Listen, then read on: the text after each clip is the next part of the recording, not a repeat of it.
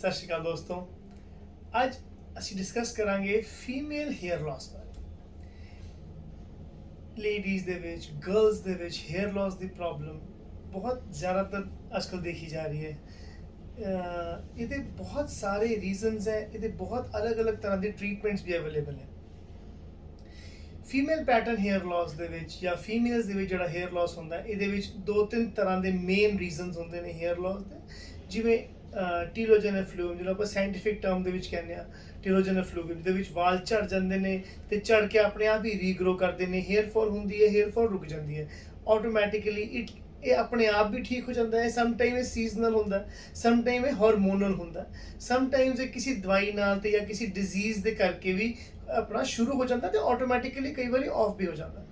ਪਰ some time ਜਦੋਂ ਇਹ ਬਹੁਤ ਜ਼ਿਆਦਾ ਪ੍ਰੋਲੋਂਗ ਹੋ ਜਾਂਦਾ ਤਾਂ ਇਹਨੂੰ ਇੱਕ ਸਪੈਸੀਫਿਕ ਟ੍ਰੀਟਮੈਂਟ ਦੀ ਲੋੜ ਪੈਂਦੀ ਹੈ। ਜਿਹੜਾ ਸਟ੍ਰੈਸ ਰਿਲੇਟਡ ਹੇਅਰ ਫਾਲ ਹੈ ਉਹਦੇ ਵਿੱਚ ਵੀ ਟ੍ਰੀਟਮੈਂਟ ਦੀ, ਸੀਰਮਸ ਦੀ, ਸ਼ੈਂਪੂਸ ਦੀ ਤੇ ਟੈਬਲੇਟਸ ਦੀ ਆਪਾਂ ਨੂੰ ਲੋੜ ਪੈਂਦੀ ਹੈ। ਫੀਮੇਲ ਪੈਟਰਨ ਹੇਅਰ ਲਾਸ ਜਾਂ ਟੀਲੋਜਨ ਐਫਲੂਵੀਅਮ ਜਾਂ ਮੇਲ ਪੈਟਰਨ ਹੇਅਰ ਲਾਸ ਜਿਹੜਾ ਕਿ ਫੀਮੇਲ ਦੇ ਵਿੱਚ ਪਾਇਆ ਜਾਂਦਾ ਹੈ, ਇਹਨਾਂ ਸਭ ਦੇ ਜਿਹੜੇ ਟ੍ਰੀਟਮੈਂਟ ਆਪਸ਼ਨਸ ਹੈ ਉਹ ਅਲੱਗ-ਅਲੱਗ ਅਵੇਲੇਬਲ ਨੇ, ਉਹ ਅਲੱਗ-ਅਲੱਗ ਹੁੰਦੇ ਨੇ। ਹਰ ਇੱਕ ਹੇਅਰ ਫਾਲ ਦਾ ਟ੍ਰੀਟਮੈਂਟ ਸੇਮ ਨਹੀਂ ਹੁੰਦਾ ਤੇ ਕਈ ਇਹੋ ਜਿਹੇ ਇਸ਼ੂਜ਼ ਵੀ ਆ ਜਾਂਦੇ ਨੇ ਜਾਂ ਇਹੋ ਜਿਹਾ ਹੇਅਰ ਲਾਸ ਵੀ ਹੋ ਜਾਂਦਾ ਹੈ ਜਿਹਦਾ ਰਿਵਰਸਲ ਦਵਾਈ ਨਾਲ ਨਹੀਂ ਹੋ ਸਕਦਾ, ਜਿਹਦੇ ਵਿੱਚ ਆਪਾਂ ਨੂੰ ਹੋਰ ਟੈਕਨੀਕਸ ਦਾ ਲੋੜ, ਹੋਰ ਟ੍ਰੀਟਮੈਂਟ ਆਪਸ਼ਨਸ ਨੂੰ ਦੇਖਣਾ ਪੈਂਦਾ, ਜਿਵੇਂ ਟ੍ਰਾਂਸਪਲਾਂਟ ਹੋ ਗਿਆ, ਜਿਵੇਂ PRPs ਹੋ ਗਈਆਂ। ਇੱਕ ਬਹੁਤ ਵੱਡਾ ਮਿਥ ਹੈ ਕਿ ਜਿਹੜਾ ਹੇਅਰ ਟ੍ਰਾਂਸਪਲਾਂਟ ਹੈ ਉਹ ਸਿਰਫ ਮੇਲਸ ਲਈ ਹੈ। Hair transplant females and males ਲਈ ਐਪਲੀਕੇਬਲ ਹੈ। ਇਹਦੇ ਵਿੱਚ ਕੋਈ ਵੀ ਕੰਟਰਾ ਇੰਡੀਕੇਸ਼ਨ ਨਹੀਂ ਹੈ ਕਿ ਅਸੀਂ ਫੀਮੇਲਸ ਦੇ ਵਿੱਚ ਹੇਅਰ ਟ੍ਰਾਂਸਪਲਾਂਟ ਨਹੀਂ ਕਰ ਸਕਦੇ। ਕਈ ਫੀਮੇਲਸ ਦੇ ਵਿੱਚ ਮੇਲ ਪੋਰਟਨ ਬੋਲਡਨੈਸ ਦੇਖੀ ਗਈ ਹੈ, ਜਿਹਦੇ ਵਿੱਚ ਫਰੰਟ ਵਾਲਾ ਹਿੱਸਾ ਬਹੁਤ ਹੱਦ ਤੱਕ ਖਾਲੀ ਹੋ ਜਾਂਦਾ, ਹਲਕਾ ਹੋ ਜਾਂਦਾ ਤੇ ਉਹ ਬਹੁਤ ਸਾਰੇ ਸੀਰਮਸ, ਟ੍ਰੀਟਮੈਂਟਸ, PRPs ਲੈ ਕੇ ਥੱਕ ਚੁੱਕੇ ਹੁੰਦੇ ਤੇ ਉਹਦੇ ਵਿੱਚ ਕੋਈ ਵੀ ਰਿਸਪੌਂਸ ਨਹੀਂ ਕਰਦਾ, ਜਾਂ ਰਿਸਪੌਂਸ ਕਰਦੇ ਨੇ ਤੇ ਜਦੋਂ ਉਹ ਟ੍ਰੀਟਮੈਂਟ ਬੰਦ ਕਰਦੇ ਨੇ ਤੇ ਅਗੇਨ ਸ਼ੈਡ ਆਫ, ਹੈ ਨਾ, ਉਹ ਫਿਰ ਸ਼ੈਡ ਕਰ ਜਾਂਦੇ ਨੇ ਵਾਲ। ਇਹਨਾਂ ਟ੍ਰੀਟਮੈਂਟ ਜਿਹੜਾ ਇਹ ਪ੍ਰੋਬਲਮ ਹੈ ਜਿਹਦੇ ਵਿੱਚ ਹਾਰਮੋਨਲ ਇੰਬੈਲੈਂਸਿਸ ਹੈ, PCOD ਹੈ, ਕੋਈ ਹਾਰਮੋਨ ਡਿਸਟਰਬਡ ਹੈ ਇਨ ਫੀਮੇਲਸ ਦੇ ਵਿੱਚ, ਤਾਂ ਉਹਨਾਂ ਵਿੱਚ ਆਪਾਂ ਨੂੰ ਸਮ ਟਾਈਮਸ ਹੇਅਰ ਟ੍ਰਾਂਸਪਲਾਂਟ ਦੀ ਹੈਲਪ ਲੈਣੀ ਪੈਂਦੀ ਹੈ। ਇਹਦੇ ਵਿੱਚ ਹੇਅਰ ਟ੍ਰਾਂਸਪਲਾਂਟ ਬਹੁਤ ਅੱਛਾ ਵਰਕ ਕਰਦਾ ਹੈ ਤੇ ਬਹੁਤ ਅੱਛੀ ਤਰ੍ਹਾਂ ਇਹਦੇ ਰਿਜ਼ਲਟ ਆਉਂਦੇ ਨੇ। ਇੱਕ ਪ੍ਰੋਬਲਮ ਹੁੰਦੀ ਹੈ ਜਿਹੜੇ ਆਪਣਾ ਖਿੱਚ ਕਰਕੇ ਵਾਲ ਜਾਂਦੇ ਨੇ, ਜਿਵੇਂ ਆਪਾਂ ਬਹੁਤ ਜ਼ਿਆਦਾ ਟਾਈਟ ਕਰ ਲੈਨੇ ਜਾਂ ਆਪਣਾ ਹੇਅਰ ਸਟਾਈਲ ਬਹੁਤ ਜ਼ਿਆਦਾ ਆਪਾਂ ਟਾਈਟ ਕਰਕੇ ਬੰਨਦੇ ਆ, ਜਾਂ ਕਈ ਜਿਹੜੀਆਂ ਫੀਮੇਲਸ ਦਸਤਾਰ ਸਜਾਉਂਦੀਆਂ ਨੇ ਉਹਨਾਂ ਵਿੱਚ ਵੀ ਇਹ ਇਸ਼ੂਜ਼ ਆਉਂਦੇ ਨੇ। ਜਿਹੜਾ ਫਰੰਟ ਵਾਲੀ ਹੇਅਰ ਲਾਈਨ ਹੈ ਉਹ ਕਈ ਵਾਰੀ ਖਿੱਚ ਕਰਕੇ ਚਲੀ ਜਾਂਦੀ ਹੈ, ਉਹਦੇ ਵਿੱਚ ਕਿਸੇ ਵੀ ਦਵਾਈ ਨਾਲ, ਕਿਸੇ ਵੀ PRP ਨਾਲ ਹੇਅਰ ਗਰੋਥ ਨਹੀਂ ਹੁੰਦੀ, ਉਹਦੇ ਵਿੱਚ ਆਪਾਂ ਨੂੰ ਟ੍ਰਾਂਸਪਲਾਂਟ ਦੀ ਹੈਲਪ ਹੀ ਲੈਣੀ ਪੈਂਦੀ ਹੈ। ਤਾਂ ਉਹਦੇ ਵਿੱਚ ਬਹੁਤ ਸੇਫ ਪ੍ਰੋਸੀਜਰਸ ਹੁੰਦੇ ਨੇ। ਫੀਮੇਲ ਵਾਸਤੇ special non shaving hair transplant available ਹੈ, ਜਿਹਦੇ ਵਿੱਚ ਅਸੀਂ ਫੀਮੇਲ ਦੇ ਜਿਹੜੇ ਹੇਅਰ ਐਡ ਦੇ ਵਾਲ ਨੇ ਉਹਨੂੰ ਸ਼ੇਵ ਨਹੀਂ ਕਰਦੇ ਤਾਂ ਕਿ ਉਹਨਾਂ ਨੂੰ ਅੰਦਰ ਬਾਹਰ ਆਉਣ ਜਾਣ 'ਚ ਕੋਈ ਪ੍ਰੋਬਲਮ ਜਾਂ ਕੋਈ ਇਸ਼ੂ ਨਾ ਆਣ। ਬਹੁਤ ਵੱਡਾ ਇਹ ਇੱਕ ਦਿਮਾਗ 'ਚ ਰਹਿੰਦਾ ਹੈ ਕਿ ਆਪਾਂ ਨੂੰ ਟ੍ਰਾਂਸਪਲਾਂਟ ਤੋਂ ਪਹਿਲਾਂ ਸ਼ੇਵ ਕਰਨੀ ਹੀ ਕਰਨੀ ਪੈਂਦੀ ਹੈ।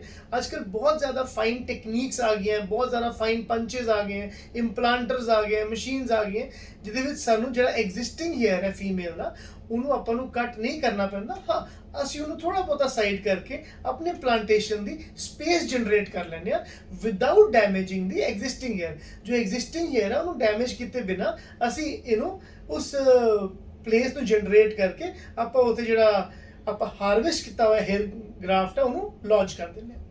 ਹਾਰਵੈਸਟਿੰਗ ਵਾਸਤੇ ਅਸੀਂ back side of the scalp ਜਿਵੇਂ ਆਪਾਂ ਮੇਲਸ ਵਿੱਚ ਯੂਜ਼ ਕਰਦੇ ਹਾਂ ਉਵੇਂ ਹੀ ਆਪਾਂ ਫੀਮੇਲਸ ਦੇ ਵਿੱਚ ਯੂਜ਼ ਕਰਦੇ ਹਾਂ, ਪਰ ਆਪਾਂ ਉਹਦਾ ਅਪਰ ਪੁਆਇੰਟ ਤੇ ਉਹਦਾ ਆਪਣਾ ਹੇਠਲਾ ਏਰੀਆ ਛੱਡ ਦਿੰਦੇ ਆ, ਸਿਰਫ ਉਹਨੂੰ ਆਪਾਂ ਸੈਂਟਰ ਚੋਂ ਹਾਰਵੈਸਟ ਕਰਦੇ ਆ ਤਾਂ ਕਿ ਉਹ ਪ੍ਰੋਪਰਲੀ ਉਹਨੂੰ ਕਵਰ ਕਰ ਲੇ, ਇੱਕ ਕੈਮਾਫਲਾਜ ਹੋ ਜੇ ਤੇ ਜਿਹੜਾ ਹਾਰਵੈਸਟਡ ਏਰੀਆ ਹੈ ਉਹ ਵੀ ਨਾ ਦਿਖੇ, ਜਿਹੜਾ ਟ੍ਰਾਂਸਪਲਾਂਟਡ ਏਰੀਆ ਹੈ ਉਹ ਵੀ ਨਾ ਦਿਖੇ, ਤਾਂ ਕਿ ਤੁਹਾਨੂੰ ਜਿਹੜਾ ਡਾਊਨ ਟਾਈਮ ਹੈ, ਜਿਹੜਾ ਹੇਅਰ ਟ੍ਰਾਂਸਪਲਾਂਟ ਦਾ ਰਿਜ਼ਲਟ ਆਉਣ ਵਾਲਾ ਜਿਹੜਾ ਉਹ ਡਾਊਨ ਟਾਈਮ ਹੈ ਉਹ ਤੁਹਾਨੂੰ ਘੱਟ ਤੋਂ ਘੱਟ ਤੁਸੀਂ ਕਰ ਲੈਣਾ ਪਏ ਤੁਹਾਨੂੰ।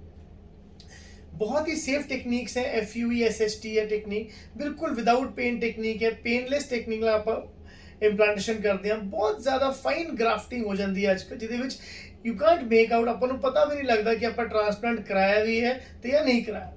ਟ੍ਰਾਂਸਪਲਾਂਟ ਵਾਲਾ ਵਾਲ ਲਾਉਣ ਤੋਂ ਬਾਅਦ ਇੱਕ ਵਾਰੀ ਫਾਲ ਕਰਦਾ ਹੈ ਫਸਟ ਟੂ 3 ਮੰਥਸ ਦੇ ਵਿੱਚ, ਫਿਰ ਆਫਟਰ 3 ਮੰਥਸ ਉਹਦੀ ਰੀਗਰੋਥ ਸ਼ੁਰੂ ਹੁੰਦੀ ਹੈ। ਰੀਗਰੋਥ ਦਾ ਟਾਈਮ 3 ਮਹੀਨੇ ਤੋਂ ਲੈ ਕੇ 1 ਸਾਲ ਤੱਕ ਰਹਿ ਸਕਦਾ ਹੈ। ਜਿਹੜੀ ਉਹਦੀ ਲੈਂਥ ਹੈ ਉਹ according to your existing hairs, ਜਿਵੇਂ ਤੁਹਾਡੇ ਹੁਣ ਵਾਲੇ ਵਾਲ ਉਗਦੇ ਨੇ ਜਾਂ ਲੰਬੇ ਹੁੰਦੇ ਨੇ, ਗਰੋ ਕਰਦੇ ਨੇ, ਉਹ ਉਸ ਹਿਸਾਬ ਨਾਲ ਹੀ ਲੰਬਾ ਤੇ ਗਰੋ ਕਰਦਾ ਹੈ।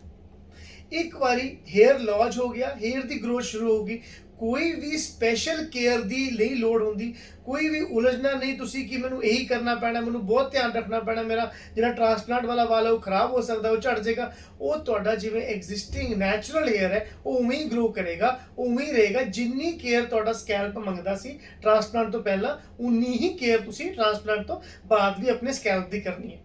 ਲਾਉਣ ਵਾਸਤੇ ਕੋਈ ਸੀਰਮਸ ਵਗੈਰਾ ਹੋਣਗੇ ਜਿਹੜੀ ਅਸੀਂ ਤੁਹਾਡੀ ਨਾਰਮਲ ਰੂਟੀਨ ਵਿੱਚ ਤੁਹਾਨੂੰ ਅਪਲਾਈ ਕਰਾਂਗੇ, ਉਹ ਤੁਸੀਂ ਜ਼ਰੂਰ ਉਹਨੂੰ ਯੂਜ਼ ਕਰਿਆ ਕਰੋ, ਜਿਹੜਾ ਕਿ ਤੁਹਾਡੀ ਐਗਜ਼ਿਸਟਿੰਗ ਹੇਅਰ ਹੈਲਥ ਨੂੰ ਵੀ ਇੰਪਰੂਵ ਕਰੇਗਾ ਤੇ ਪਲਾਂਟਡ ਹੇਅਰ ਹੈਲਥ ਨੂੰ ਵੀ ਇੰਪਰੂਵ ਕਰੇਗਾ।